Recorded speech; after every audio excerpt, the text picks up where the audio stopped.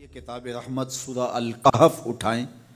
اللہ تعالیٰ نے ایک واقعہ بیان کیا ہے حضرت موسیٰ اور حضرت خضر علیہ السلام کا، کہ حضرت موسیٰ علیہ السلام عزم مصمم کر کے جب چلے تو اللہ فرماتا ہے کہ ہم نے حضرت موسیٰ علیہ السلام کو جس بندے کی نشانی بتائی تھی وہ بندہ ان کو وہاں مل گیا۔ سفید چادر اوڑھے حضرت خضر علیہ السلام وہاں لیٹے ہوئے تھے، تو یہ جا کے ان کے پاس کھڑے ہو گئے کہ حضرت میں آپ کی خدمت میں اس لیے آیا ہوں کہ اللہ نے آپ کو جو خصوصی علم عطا کیے ہیں میں ان کو سیکھنے کی غرض سے آپ کی چوکھٹ پہ آیا ہوں۔ کہا تم میرے ساتھ صبر نہیں کر پاؤ گے، معاملے مشکل ہیں، سفر دشوار ہے، منزل کٹھن ہے، اور میرے معاملات ایسے ہیں کہ تم اعتراض کرو گے اس کے بغیر تم رہ نہیں سکتے۔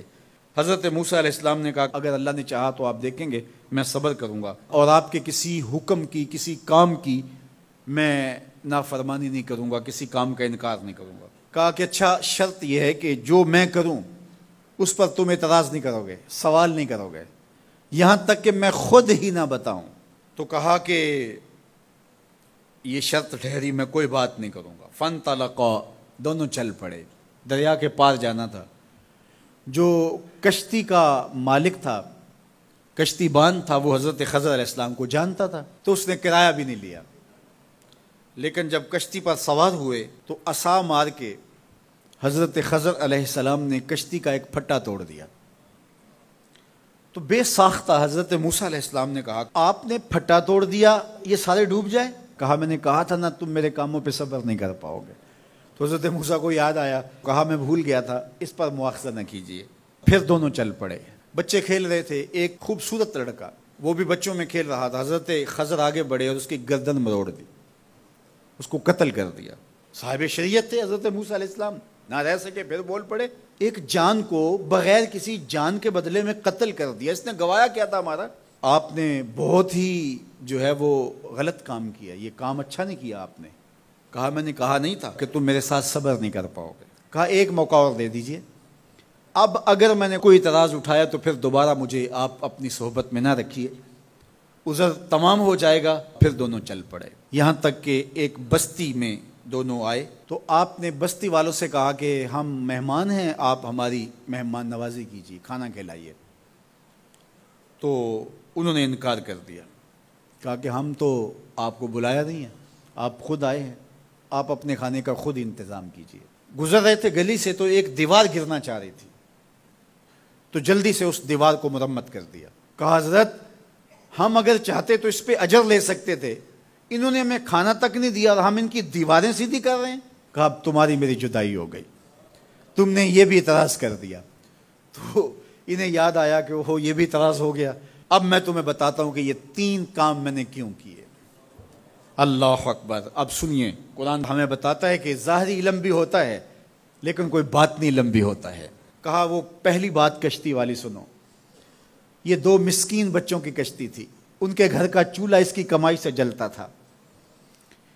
دریا کنارے کنارے ایک ظالم بادشاہ رہا تھا جو لوگوں کی کشتیاں چھین رہا تھا، ہم نے تھوڑا سا عیب لگا دیا، وہ ٹوٹی کشتی چھوڑ کے چلا گیا۔ اب وہ تھوڑے سے پیسے لگا کے کشتی مرمت کرا لیں گے، گھر کا چولہا جلتا رہے گا، بتاؤ اچھا کیا یا برا کیا؟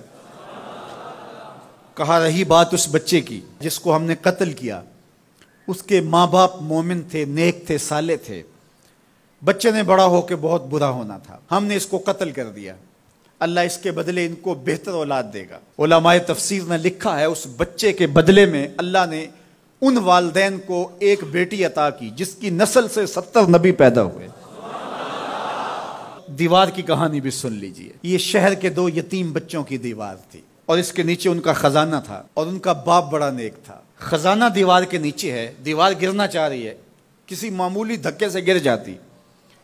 2 ہی صورتیں تھیں، یا وہ بچے خود اپنا خزانہ اٹھا لیتے یا لوگ اٹھا کے لے جاتے۔ لوگ اٹھا کے لے جاتے پھر بھی ہاتھ میں کچھ نہ آیا، اور اگر وہ خود اٹھا لیتے تو بچے ہیں، بچپنے کی وجہ سے وہ اس کو اڑا دیتے۔ تو ہم نے اس کے اوپر دیوار کھڑی کر دی، جب تک وہ اس قابل نہیں ہو جاتے کہ یہ خزانہ نکال کے اس کو صحیح مصرف پہ لگا سکیں، اتنی دیر تک دیوار گرے گی نہیں۔ اللہ اکبر۔ وہ کسی وجہ سے دیوار قائم رہے گی، اور جب وہ اس عمر کو پہنچ جائیں گے جس عمر میں وہ اس خزانے کو سنبھال سکیں گے تو پھر دیوار خود بخود گر جائے گی اور یہ خزانہ نکال کر کے اپنے کام پہ لے آئیں گے۔ میں جب پہلی مرتبہ اس کو جو ہے وہ غور کے ساتھ تلاوت کیا تو مجھے یہ لگا کہ اس کا انطباق پاکستان کے حالات پہ بھی ہو سکتا ہے، اس لیے کہ یہ بھی یتیموں کا سرمایہ ہے۔ کتنے یتیم روتے بلکتے رہ گئے اور ان کے سر سے جو ہے وہ سائے اٹھ گئے اس وطن کے لیے، لیکن میرے مالک نے اس ملک کے خزانوں پر گہرے پہاڑ اور بڑی بڑی دیواریں کھڑی کر دی ہیں۔ جب تک یہ قوم بلوغت تک نہیں پہنچے گی اتنی دیر تک وہ خزانے ظاہر نہیں ہوں گے، اور جب یہ قوم اپنی بلوغت تک پہنچے گی، شعوری بلوغت، فکری بلوغت، علمی بلوغت، اور رب سے جو وعدہ کیا تھا پاکستان کا مطلب کیا، لا الہ الا اللہ، جب اس بلوغت تک یہ پہنچ جائے گی، اس وعدے کی تکمیل ہوگی، پھر رب دیوار ہٹا دے گا اور پاکستان کو اللہ اتنے خزانے دے گا اور پاکستان ایسا مالا مال ہوگا دنیا دیکھنے آئے گی انشاءاللہ۔